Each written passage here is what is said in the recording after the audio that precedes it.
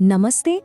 आज हम एक ऐसे सवाल के बारे में बात करने वाले हैं जो सुनने में तो बहुत सिंपल लगता है, लेकिन इसका जवाब सीधा हमारे वजूद से जुड़ा है।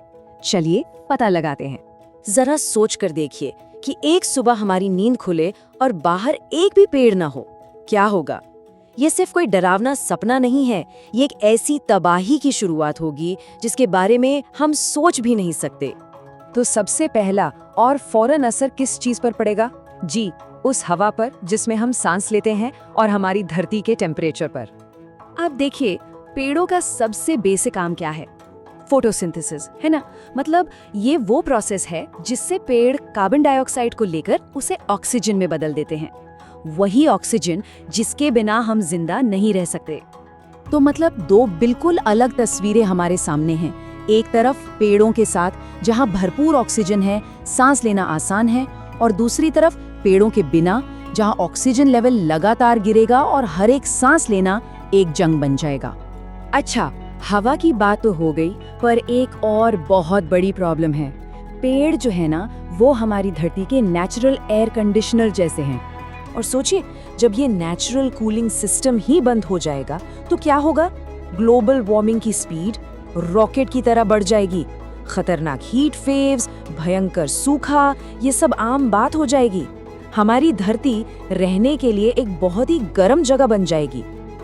अब ये जो हवा और गर्मी का संकट है ना, ये तो बस शुरुआत है।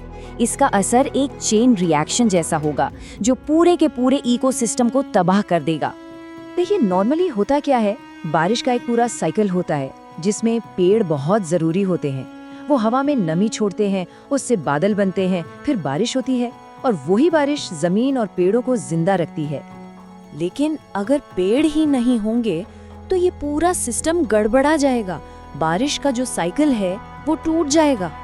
और इसका नतीजा क्या होगा?